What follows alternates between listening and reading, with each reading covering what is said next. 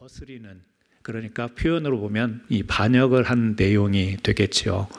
반역한 내용은 뭐겠죠? 모세와 아론이 왜 스스로 높아지느냐. 말은 그렇게 표현이 되어 있지만 우리도 하나님의 은혜 안에 있고 하나님의 이끄심 속에 있고 우리도 하나님의 백성인데 왜 당신들이 위에서 우리를 그렇게 지도자의 역할을 하느냐, 우리는 할 수 없겠냐, 지금 그런 내용 아니겠어요? 레위지파 후손으로서 고라는 아론과 매우 가까운 친척 사이입니다. 그럼에도 이 아론이라고 하는 모세의 형 제사장이지 않습니까? 레위지파가 성망리를 맡는데 제사장이에요. 그러니까 모세는 전체 백성의 지도자이고 아론은 레위지파에서 제사장 역할을 하던 이 두 사람에 대해서 그 자리가 높은 자리인데 너희만 그 높은 자리에 있냐라는 지금 그런 이야기죠. 왜 그렇게 이들이 이 모세와 아론을 향해서 보았을까?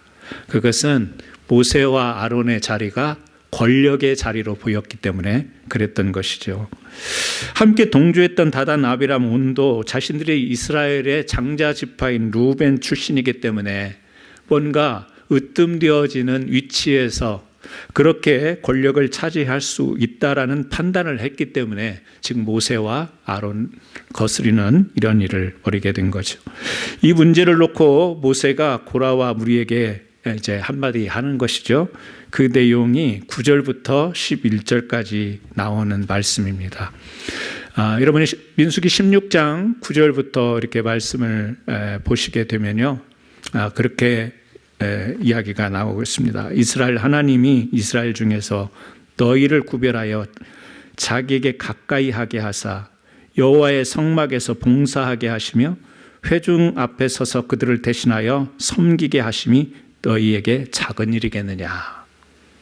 자, 무슨 일이냐면 고라 레위지파 사람들에게 성막일을 맡기게 한 그 일, 너희에게는 그런 일이 하나님께서 부여하신, 하나님께서 권위를 줘서 하게 하신 일인데 그냥 스스로 나선 것이지 아니지 않냐? 하나님께서 그 권위를 줘서 그 일을 하게 했으니 하나님이 세우신 직분인데 그게 작은 일이냐? 지금 그런 이야기죠. 너희가 스스로 생각할 때 너희가 맡은 직무는 작은 일로 생각하고 모세인 자신과 아론이 제사장의 일을 맡은 것은 그것도 역시 하나님께서 권위를 부여해 줘서 세움을 받은 직분인데 우리 스스로 나서서 하겠다고 한 것이 아닌데 모세는 처음에 못하겠다고 그랬잖아요. 하나님이 지도자로 세운다니까. 나는 말주변도 없고 못한다 하니까 아론을 붙여준 거 아니에요? 하나님이 세워주셔서 하나님이 그 일을 감당케 하신 건데 우리나 너희나 다 하나님이 권위를 줘서 세우게 하신데 왜 너희 일을 작게 여기며 우리 일을 지금 그렇게 탐하면서 보느냐? 지금 그런 이야기를 모세가 하고 있는 것이죠. 그러니까 모세의 이야기를 핵심적으로 정리하면 모세와 아론이 이스라엘 백성의 지도자로서 제사장으로서 세움받은 것은 바로 하나님에 의해서다. 스스로 권력을 가져서 힘을 가지고 너희들을 통치하고 다스리고 이끌어가는 것이 아니고 하나님에 의해서, 하나님의 권위에 의해서 세움을 받은 것이다. 지금 그런 이야기인 것이죠.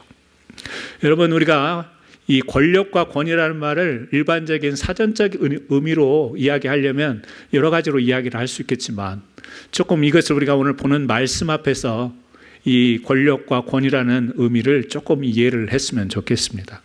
제가 여러분들에게 설명을 드리자면 권력이라고 하는 것이나 권위나 다 힘을 동원해서 사람들을 움직이는 힘을 말하는데 권력이라고 하는 것은 내가 가진 힘을 통하여서 사람들을 강제를 가지고 움직일 수 있는 힘이라 이렇게 이야기를 할 수 있다면 권위라고 하는 것은 나로부터 나오는 힘이 아니라 하나님이 부여해 주신 위치, 직위, 직분 이런 권한을 가지고 사람들을 자연스럽게 합의 속에서 사람들이 다 동의를 하면서 움직일 수 있는 힘, 이것이 우리가 권위의 힘이다 이렇게 이야기를 할 수 있겠죠.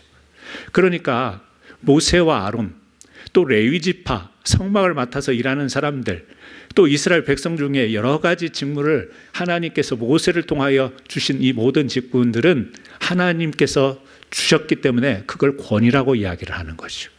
그래서 이 권위의 특징은 뭐냐? 섬김을 위해서 주어진 거예요. 권위라고 하는 것은 다스리고 통치하고 강제하게 해서 준 게 아니라 섬기기 위해서 준 건. 그런데 권력이라고 하는 것은 이 자체가 나쁜 것은 아니지만 이 사람들은 그런 거 있잖아요. 완장만 채워주면 사람이 이상해진다. 여러분 그런 우리 그냥 일상 속에서 그런 이야기를 알고 있잖아요. 멀쩡하던 사람이 완장을 채워주니까 뭔가 직분을 맡겼더니 사람이 거만해지고 이상해지고 뭐 이런 거 우리 흔하게 볼 수 있었던 부분 아니겠어요?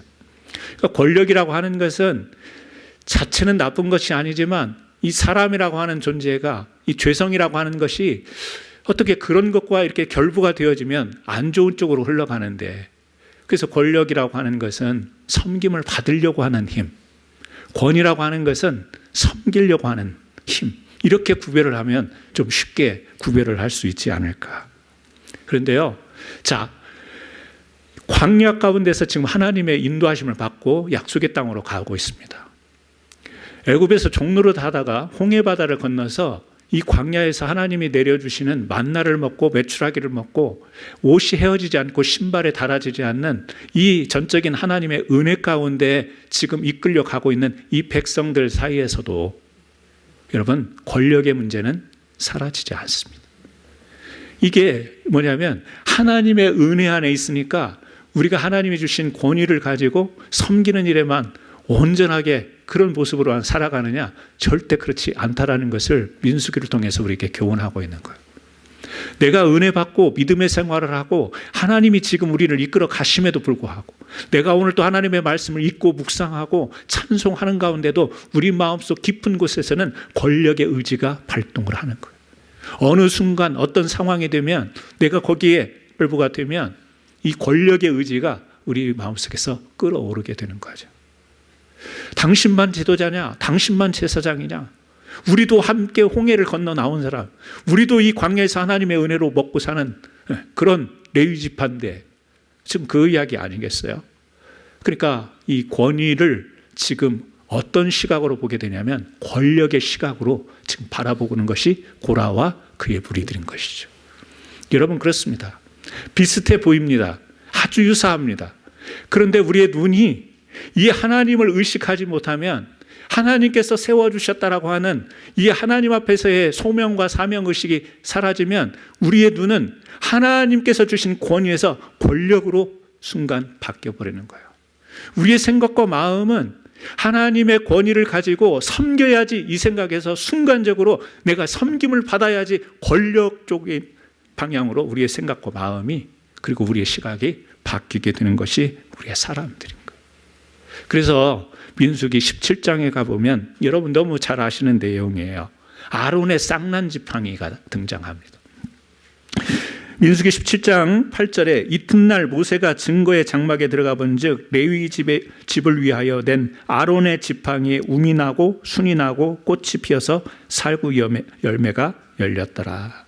자, 하나님께서 이제 이스라엘의 12지파의 그 지도자들의 그 지팡이를 다 가져오라는 거죠. 막대기를 다 가져오라는 거예요. 그리고 거기에다가 지파의 대표 이름을 쓰라는 겁니다. 다 썼어요. 그리고 레위 지파의 대표 이름은 아론을 쓰게 한 거예요.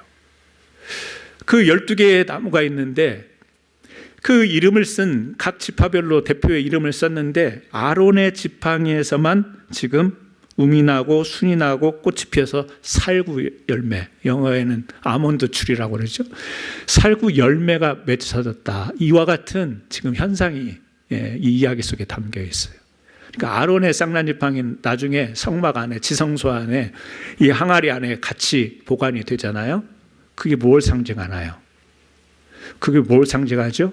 하나님께서 아론을 제사장 지파로 제사장으로 하나님이 택하셔서 세우셨다. 아론에게 그 권위를 주었다. 다른 지파가 아니다. 다른 사람들이 아니다. 다른 지도자가 아니야. 아론에게만 하나님께서 이 제사장의 권한을 주셨다라고 그 권위에 대한 상징의 표징으로 아론의 쌍난지팡이 이것을 지금 보여주고 있는 것이죠. 그러니까 모세와 아론뿐만 아니라 지금 반역에 동참하고 있는 무리조차도 다 뭐예요? 하나님께서 다 모든 사람 큰 일이든 작은 일이든 뭐 중간 사이즈 일이든 사소한 일인 것 같이 보이든 다 뭐예요? 섬김을 위해서 주신 이 권위다라고 하는 것을 너희가 망각하면 안 된다. 그래서 계속해서 이스라엘 백성들의 그 성막 안에 그것을 진열해 놓고 상기시켜주는 이와 같은 하나님의 뜻이 담겨 있는 것입니다. 여러분, 너희에게 이것이 작은 일이겠느냐, 이 말이 우리를 생각해야 하는 것입니다. 우리 사람은 내게 주어진 일을 열심히 하다 보면 내가 그 일에 몰입을 해서 잘 할 수 있습니다. 그런데 어느 순간 허리를 펴고 딱 보는 순간 다른 사람이 보이는 순간에요, 우리는 나에게 주어진 일을 열심히 성실하게 감당하다가도 딱 고개를 들면서 다른 사람과 다른 사람의 일이 보여지는 순간 비교하게 되고 자신이 뭔가 작아 보이고 초라해 보이는 이런 것들을 경험하게 되죠. 그것은 우리 사람이라 너무나도 자연스러운 일일 겁니다. 그런데 우리 그리스도인들이 그 부분들을 유혹으로 알고 조심해야 되는 것이죠. 왜냐하면 내게 주신 이 땅 가운데서 우리가 일하면서 살고 이 땅에도 가정 또 뭐 섬기는 교회 이런 일들이 있지만 우리가 자칫 잘못하면 이것이 작은 일로 보일 수가 있는 거예요. 작은 일로 보인다는 것은 내 힘이 이거밖에 안 되나? 나는 열심히 수고하는데 내 노력의 대가는 이거밖에 안 되나? 저 사람은 노는 것 같은데, 저 사람은 게으른 것 같은데, 나보다 더 나은 위치에 있는 것 같은데 라고 생각하기 시작하면 여러분 자신이 얼마나 작아지고 초라하게 보이는지 모릅니다. 그것은요, 하나님께서 우리에게 주신 기업, 하나님이 이 땅에서 우리가 감당하면서 또 이 땅에서 수고하면서 이 땅에서 사명을 이루는 삶에 대한 우리가 반역이 될 수 있는 단초를 제공하는 것이 되는 것이죠.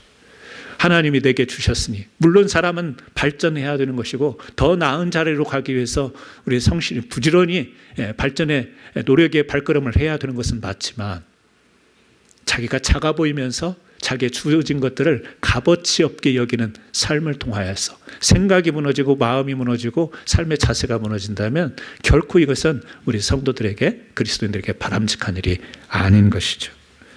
여러분, 다시 한번 우리가 기억했으면 좋겠습니다. 우리 사람에게는 항상 권력의 의지가 숨겨져 있다, 잠재되어 있다. 그런데 그것은 바로 우리가 뭔가 대접을 받고 섬김을 받으려고 하는 데서 생기는 마음이다. 그렇다면 우리가 세상에 나가서 사회에 나가서도 또 가정에서도 교회에서도 우리에게 주어진 하나님께서 부여하신 권위, 오토리티가 있을 텐데 그것은 결국에 하나님의 영광과 섬김을 위해서 주신 것이기에 내가 이것을 감사로, 순종으로, 그리고 또 섬김으로 나가야 되겠다라고 하는 것이 우리 그리스도인들의 의식 속에 있어야 되는 것이죠. 고라와 무리들은 자기들에게 주어진 지위를 권력의 관점에서 보고 있기 때문에 섬김을 받는 자리에 이 탐하고 있기 때문에 이 순종이 아닌 반역과 이 투쟁의 자세를 가지고 모세와 아론 앞에 나가게 된 거죠. 여러분, 권위가 약화될수록 권력에 의존하려고 하는 힘, 경향이 있다라고 그렇게 이야기를 합니다. 권위가 약화될수록 권력에 의존하려고 하는, 예수님 당시에 예수님을 붙잡아 십자가에 못 박게 했던 결정적인 역할을 했던 사람들이 누구였나요? 제사장, 이스라엘의 종교 지도자들이었습니다. 그들은요, 그 당시에 이스라엘 백성에게서 권위 있는 자들이었어요. 그런데 그 권위를 가지고 예수님을 십자가에 못 박았습니다. 그들이 가지고 있던 권위는 권위가 아니라 권력이었던 거죠. 권력을 통해서 예수님을 십자가에 못 박은 겁니다. 유럽 여행을 하신 분들 계시죠? 작년에 제가 우리 목회자 협의회에서 스페인, 포르투갈을 다녀왔는데 아마 우리 성도님들 중에도 다녀오신 분들이 계실 겁니다. 생각이 되는데 세비야에 가면 세비야 성당이 있습니다. 세계에서 세 번째로 큰 성당입니다. 사실은 그 성당뿐만 아니라 뭐 미국에 있는 성당도 많이는 다녀보지는 않아서 잘 모르지만 유럽에 있는 이 성당들은 가보면 그 규모에 있어서 그 웅장함에 있어서 이 들어가면서부터 입이 쫙 벌어지죠. 엄청나게 큰 규모를 자랑하고 있습니다. 그리고 그 세비야 성당 같은 경우에는 건축을 한 지 1세기, 100년이 걸쳐서 지은 성당이고 100년뿐만 아니라 200년 넘게 지금 지어지고 있는 성당도 존재하고 있지 않습니까? 그 성당들을 가보면 그 안팎에 조각으로 그리고 또 천정의 그림으로 또 이 유리 스테인글라스의 화려한 그림으로 굉장히 많은 정말 엄청나게 화려한 장식, 그런데 그 장식들이 다 이제 성경의 내용들이겠죠. 세비야 성당도 가보면요, 거기도 가보면 거기는 콜럼버스 묘가 있는 것으로 유명한데 높이가 이렇게 바라보면 40m입니다. 전정이요. 40m가 되는 것이고, 이렇게 강대상과 같이 있는 그곳을 가보면 40m, 30m, 20m 되는 곳에 48개의 조각이 조형물이죠. 조각인지 조형물인지 돼 있는데 다 그게 뭐냐면 성경의 스토리를, 예수님의 탄생, 예수님의 순환, 예수님의 부활, 제자들 뭐 이런 걸로 막 조각이 돼 있고 그림이 화려하게 펴져 있습니다. 그 이유는 뭐냐면 이 캐톨릭에서는 성경을 성도들이 소유하지를 못했죠. 그리고 미사를 라틴어로 집행합니다. 와서 미사를 드리지만 사람들이 알아듣지를 못합니다. 그러니까 알아듣지 못하는 사람들에게 성경을 다 그림으로, 조각으로, 천정을 봐도, 유리를 봐도, 창문을 봐도, 교회 그 성당 밖을 나가도 성경 스토리들을 완전히 파노라마처럼 그렇게 막 장식을 다 해놓은 거죠. 그리고 세비야 성당의 파이프 오르간의 파이프가 700개입니다. 성가대석이 이거는 정말 웅장합니다. 왜 그렇게 웅장하며 화려하게 했을까? 그런데 많은 성당들의 권위가 그런 데서 나오는 거죠. 교황청에서 그 성당마다 어떤 권위를 부여하는데 보면 그런 규모, 역사, 그다음에 수많은 사람들이 동원이 돼서 이런 것에 권위를 둬요. 캐톨릭을 성당을 비판하려고 하는 말이 아니라, 여러분, 우리 교회의 권위가 어디 있는가? 교회의 권위가 그런 웅장함과 화려함에서 나오는가? 그래서 루터가 종교개혁을 하면서 하는 일이 있었잖아요. 뭐죠? 성경, 라틴어 성경을 독일어로, 독일 사람이니까 독일어로 번역을 해서 모든 사람들이 성경을 펼쳐볼 수 있게 한 거예요. 미사를 들으면서도 못 알아듣고 알지도 못하고 그냥 조각, 그림, 천정 바라보고 창문 바라보면서 성경의 스토리를 기억하는 그것도 한 방법이었겠지만 그게 아니라 직접 하나님의 말씀을 들고 읽으며 묵상하며 그 가운데서 하나님이 주시는 감동으로 가는 이 교회에서의 예배, 루터의 종교개혁의 시작은 그것으로부터 됐던 거 아니에요. 여러분, 교회의 권위는 하나님의 말씀인 줄로 믿습니다. 하나님의 말씀이 이곳에 있어서 그 말씀이 우리의 심령 속에 다가오고 하나님의 원하시는, 하나님의 뜻하신 바가 이런 것이라는 것을 로고스, 진리 되신 하나님의 말씀을 통해서 우리가 은혜를 받는 것이고, 그 은혜 받은, 구원받은 우리가 공동체를 이루는 것이 교회이기 때문에, 여러분, 우리 교회 앞을 보세요. 여러분, 얼마나 초라해 보여요. 그렇게 보시는 분들은 큰 소리로 그렇게 한번 해보십시오. 초라해 보여요. 없잖아요. 장식이 없잖아요. 또 제가 조금 제가 그렇게 할 수 있는 것은 아니겠지만 좀 담임 목사로서 좀 교회의 분위기를 만드는데 저는 막 거추장스러운 거 이렇게 휘장 매달아 놓고 플랜카드 막 달고 막 이런 거를 별로 제가 안 좋아해서 우리 성도님들이 좀 그 부분도 조금 안타까워 하시는 부분 같아요. 좀 장식도 하고 좀 꾸미고 이래야 되는데 우리는 그냥 사방을 봐도 뭐가 없어요.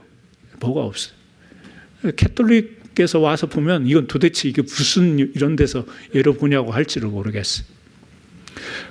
이것이 옳은 것이어서 그런 건 아닙니다. 이게 맞다, 바르다, 이것이 모범이다, 저는 그렇게 이야기하고 싶지는 않습니다.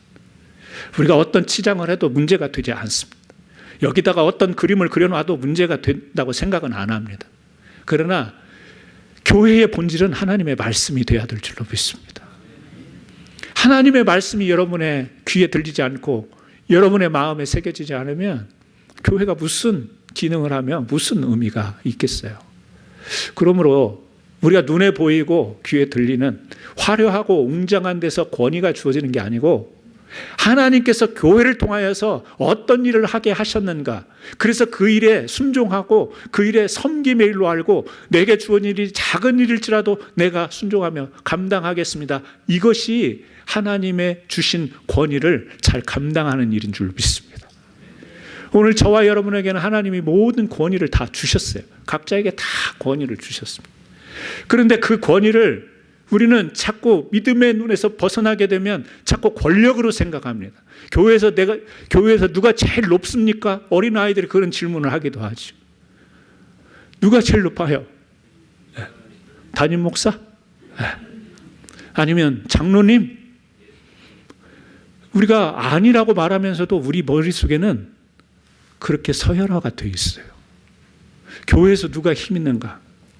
교회에서 권위를 이야기하는 게 아니고요, 교회에서조차도 우리 머릿속에는 권위를 말하지만 머릿속에는 권력, 누가 힘이 있나, 목사가 힘이 있나, 장로님이 힘이 있나, 어느 성도님이 힘이 있나, 이것을 따지고 생각하고 살펴보는 현실이 교회에 있습니다. 여러분, 이것이 고라의 생각이고 고라와 반역에 참여했던 무리들의 생각과 같은 것이죠.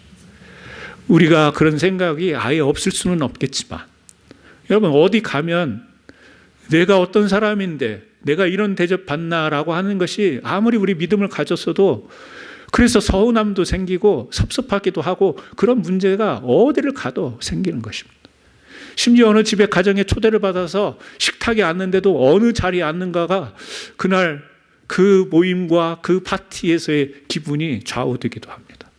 우리는 그런 게 있는 거예요. 그걸 그렇게 숨길 수도 없는 것이고 아니라고 할 수도 없는 거예요.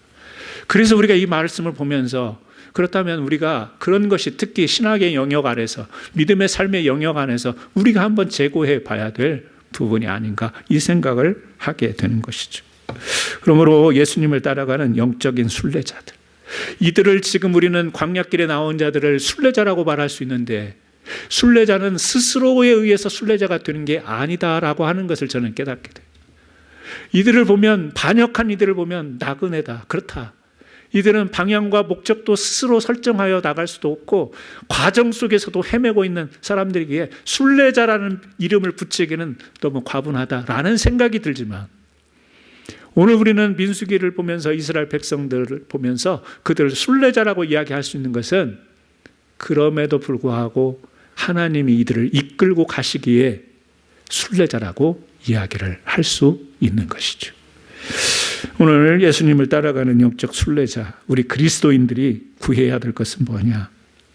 하나님의 권위를 붙드는 자들, 내가 가진 소유의 어떤 것으로부터 나오는 힘에 의해서 내가 움직일 수 있는 영향력, 권력이 아니라 하나님이 부여하셨기에 여기에 합당한 내가 섬김과 순종의 삶을 살아가는 것, 이것을 항상 생각할 수 있는 귀한 순례자의 영성을 갖기를 주의 이름으로 축원합니다.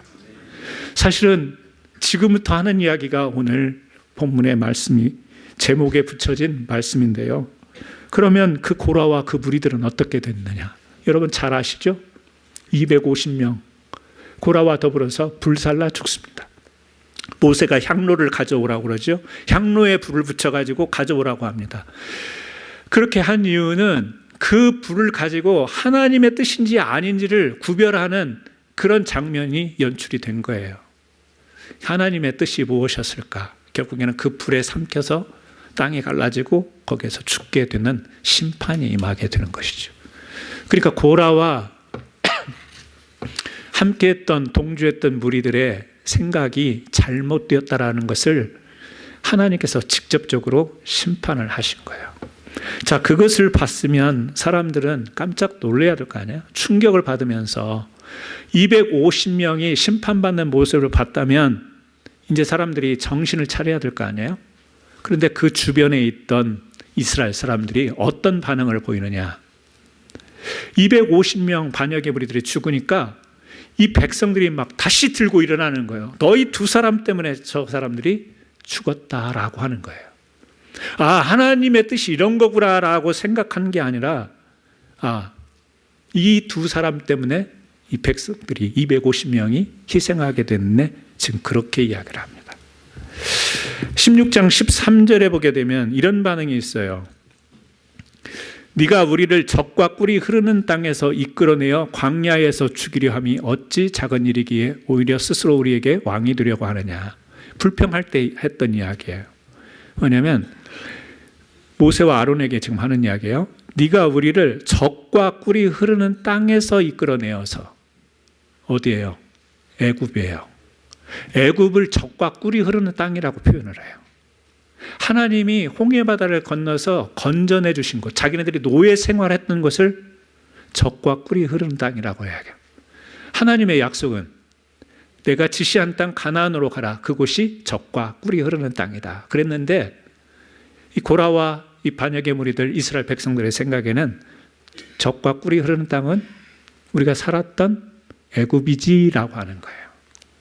여러분, 관점이 이렇게 다른 겁니다. 하나님의 약속이 주어졌음에도 똑같은 단어예요. 적과 꿀이 흐르는 땅. 그런데 방향이 전혀 다릅니다. 하나님의 심판을 통해서 250명이 죽는 걸 봤어요. 이제 그들의 관점이 어떻게 해야 돼요? 권위로 살아야지. 권력을 탐하면 안 되지. 라고 관점을 돌려야 되는데 아닌 거예요. 다시 모세와 아론을 향해서 너 때문에, 너희 두 사람 때문에 250명이 죽었잖아 라고 이야기하는 거죠. 그래서 하나님이 어떻게 해요? 250명을 불살을 뿐만 아니라 그 뒤에 죽은 사람들을 보고 원망하며 또 모세와 아론을 향해 거스렸던 14,700명이 또 연병에 의해서 죽게 되는 사건을 보게 되는 거예요. 자, 이 정도가 되면 어떻게 보면 진짜 엄청난 심판이 임했잖아요. 마치 이스라엘 백성이 60만 남자 장정 60만이기 때문에 극히 일부라고 할 수 있겠지만 이 정도 상징성 있는 심판이라면 멸망에 가까운 심판이라고 할 수 있겠죠. 사람 한 사람만 심판을 받아도 큰 것인데 이렇게 많은 사람들이 하나님 앞에서 심판을 받는 내용을 보면 레위 지파 고라 자손은 끝이다. 끝났구나 라고 생각할 수 있는데 어디 성경이 항상 심판이 심판으로 끝나는 이야기 보셨어요? 하나님께서 재앙을 재앙으로 끝내신 적이 있으실까요? 아니죠. 늘 성경은 반전이 일어납니다. 늘 성경은 심판으로 끝난 것 같은데, 사망으로 끝난 것 같은데, 심판으로 끝난 것 같은데 그렇지 않은 거예요. 그래서 제가 은혜 받은 말씀이 있는데요. 시편 84편이에요. 자, 우리는 또 시편 84편을 목사가 은혜 받았다니 안 펴볼 수가 없는 거죠. 같이 시편 84편을 펴보십니다. 다 볼 수는 없고요. 주보 뒤에 제가 적어놨어요. 주보 뒤에 적어놓은 말씀인데 그 부분만 같이 읽었으면 좋겠습니다. 시편 84편 1절, 2절 같이 한번 읽어요. 시작. 만군의 여호와여, 주의 장막이 어찌 그리 사랑스러운지요. 내 영혼이 여호와의 궁창을 사모하며 10절, 11절 주의 궁정에서의 한날이 다른 곳에서의 첫날보다 나은즉 악인의 장막에 사는 것보다 내 하나님의 성전 문지기로 있는 것이 좋사오니 여호와 하나님은 해요 방패시라. 여호와께서 은혜와 영화를 주시며 정직하게 행하는 자에게 좋은 것을 아끼지 아니할 것입니다. 여러분, 시편의 많은 부분은 다윗이 기록을 했습니다. 그런데 시편 84편 여러분 성경을 보시면 옆에 뭐라고 쓰여 있나요? 84편 옆에 고라 자손의 시. 많은 부분은 다윗의 고백인데요. 이 시편 84편은 고라 자손의 시. 그러니까 민수기에서 고라와 더불어서 반역에 참여했던 사람들이 죽임을 당했잖아요. 그리고 또 14,000명 가까이 되는 사람들이 죽었잖아요. 우리 생각에는 이 고라의 후사는 끝났다라고 생각할 수 있는데 시편 84편에 고라 자손의 시가 등장을 합니다. 근데 이 시의 고백을 보세요. 만군의 여호와여, 주의 장막이 어찌 그리 사랑스러운지요. 고라 때는요, 자기네가 성막에서 일하는 것이 너무 작아 보였어. 초라해 보였어. 그리고 제사장은 다 우리가 막 준비하고 막 청소도 해놓고 다 이렇게 해놓으면 짠 하고 제사장이 나타나가지고 자기는 맛있게 제사를 집행하고 그렇게 인도하고 딱 데려가. 성막 안에서 일하는 것이 막 초라해 보였던 거예요. 근데 고라 자손들이 한참이 지난 뒤에 뭐라고 지금 고백을 하고 있어요. 만군의 여호와여, 주의 장막이 어찌 그래. 이렇게 이 성막 이 자체가 얼마나 사랑스러운지요. 지금 그런 고백을 하는 거예요. 내 영혼이 여호와의 궁정을 사모하며. 하나님 나라를 상징하기도 하지만 자기네들이 일하는 성막이에요.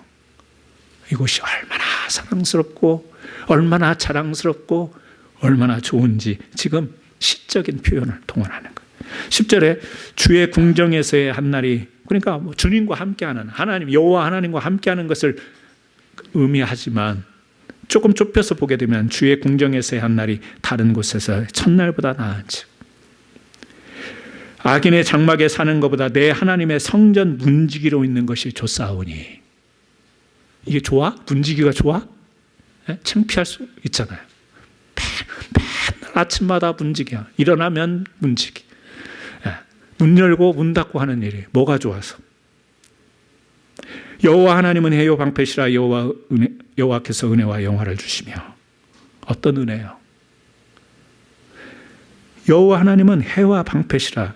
보호하시고 지켜주시는데 여호와께서 은혜와 영화를 주시며, 내가 하고 있는, 하나님이 권위를 주셔서 하고 있는 이 일을 지켜주시고 보호하셔서 내가 이 일을 잘 감당하는 것, 이것이 여호와의 은혜입니다 라는 고백이에요. 정직하게 행하는 자에게 좋은 것을 아끼지 아니할 것이다. 그러니까 이 하나님이 부여하신 이 권위에 대해서 내가 권력을 탐하는 마음 아니고 내가 이런 일을 하고 있어야 돼 미천한 마음이 아니라 있는 하나님이 부여하신 그대로를 내가 기쁨과 감사로 또 사명으로 알고 그 일을 감당하는 자에게 하나님께서 좋은 것을 아끼지 아니하실 것이다. 여러분, 고라 자손의 시입니다. 고라는요 심판을 받았잖아요. 그런데 고라 후손은요 뭐예요? 하나님의 영광을 지금 시편에서 노래하고 있는 거예요. 그래서 이게 뭐냐면 민수기의 사건 이야기가 아니라 성경의 이야기잖아요. 여러분, 우리에게 그런 마음이 없었나요? 우리가 그런 영적인 실수가 없었나요? 고라와 같은. 한때 내가 신앙을 가지고도 참 내가 생각해도 창피스럽고 내가 생각해도 수치스러웠던 내 믿음의 행적들 있을 수 있습니다. 그런데도 하나님이 나를 믿음의 자리에서 보호하시고 지켜주시는 거예요. 그럼에도 불구하고 교회 일을 하게 하시고 직분도 주시고 지금도 기도하고 예배드리며 교회를 섬길 수 있도록 하나님은 그런 수치 가운데서, 그런 부족함, 허물 가운데서 나를 보호하시고 지켜주셔요. 그래서 우리가 지금 이 은혜의 자리에 있는 거예요. 그게 내가 의지가 있고 결단이 있고 다짐이 있어서 그렇게 왔습니까? 내 스스로의 그런 극복력이 있어서 그렇게 왔습니까? 아니에요. 우리는 나그네였죠. 그런데 순례자로 하나님이 은혜를 더하시니까 이렇게 될 수 있는 거예요. 그래서 저는 오늘 살아가는 우리 성도님들의 입술에서 이 고라 자손이 말한 것과 같은 시편의 찬송이 있기를 바랍니다. 여러분의 마음속에서 이 시편의 노래가 충만하기를 바랍니다. 어떻게 해요? 하나님, 전에 우리 조상들은, 전에 우리 아버지는, 전에 우리 할아버지는, 전에 우리 가까이 있던 사람들은 이 일을 작게 여기고 창피하게 여기고 힘들어했지만 우리는 이 일이 하나님께서 주신 일이기에 하나님, 이거보다 더 사랑스러운 일이 어디 있으며 이거보다 더 소중한 일이 어디 있습니까? 섬기겠습니다. 섬김을 받는 게 아니라 섬기며 하나님 이 은혜 주신 것을 찬송하며 나가겠습니다. 여러분만의 시편 84편이 있기를 바랍니다. 혹시 시간이 남아서 어쩔 줄 모르시는 분들은 성경을 100개 쓰는 게 아니고 여러분만의 시편 84편을 한번 기록을 해보시기 바랍니다. 어떻게 해요? 하나님의 영광과 내 주어진 처지와 내 주어진 자리에서 어떻게 영광의 찬송을 부를 수 있는지, 그런 오늘 말씀같이 실패한 가문에서 영광의 시편이 나올 수 있었던 것, 이것은 바로 다시 하나님의 권위의 자리에 우리가 순종의 자리, 섬김의 자리로 돌아갈 때 이 영광의 시편이 나올 수 있는 겁니다. 혹시라도 우리 마음속에 권력의 의지가 발동되려고 할 때 하나님이 주신 권위로 누르시고 그 권위 가운데에서 하나님의 영광의 시편이 울려 퍼지는 귀한 저와 여러분의 삶이 되기를 예수님의 이름으로 축원합니다. 우리 같이 한번 이 시간 기도합니다. 하나님, 그렇습니다. 살아가면서 섬김을 받으려는 마음이 없으면 사람이 아니겠죠. 우리 마음속에 그런 욕심이 있습니다. 하지만 우리가 신앙 안에 있기에, 하나님이 우리 안에 있기에 이 권력의 생각을 다시 한번 내려놓고 하나님이 우리에게 허락하신 삶, 세워주신 권위를 주신 것을 붙잡으며 어떻게 우리가 살아가는 것이 하나님의 권위로서 살아가는지를 생각게 하시고 우리 입술에서 늘 영광된 하나님을 노래하며 사는 삶을 살아갈 수 있는 은혜와 깨달음을 허락해 달라고 이 시간 같이 한번 기도드리겠습니다. 기도합니다. 하나님 아버지, 오늘 민수기 16장 말씀을 통해서 고라와 또 그 무리들이 실패한 사건을 저희들이 들여다봅니다. 그들이 하나님께서 은혜로 함께 하셨고 그들을 이끄셨습니다. 적과 꿀이 흐르는 땅으로 저들을 약속의 땅으로 이끄시는 가운데서 은혜를 잊고서도 그들은 하나님의 은혜보다는 자신들의 마음속에 있는 권력을 탐함으로 인하여서 반역한 사건입니다. 하나님 아버지, 우리가 그렇습니다. 믿음 안에 있어도 스스로 높아지거나 또 아니면 우리의 힘을 내세워서 우리가 섬김을 받으려고 하는 우리의 깊은 욕구가 있을 수 있습니다. 하나님, 다시 한번 말씀을 대하면서 이러한 것으로부터 우리가 이길 수 있는 것은 하나님이 주신 권위를 섬김의 자리로 알고 묵묵히 감당하며 우리가 그러한 순종의 삶을 살 때 하나님, 우리 입술 가운데서 찬양이 넘치는 주의 영광을 드러내는 삶을 살게 될 줄 믿습니다.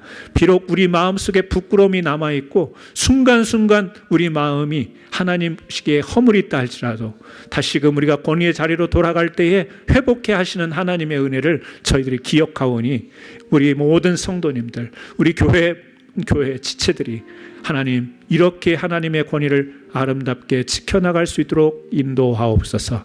예수님의 이름으로 기도드리옵나이다. 아멘. 봉헌 찬송 하시겠습니다.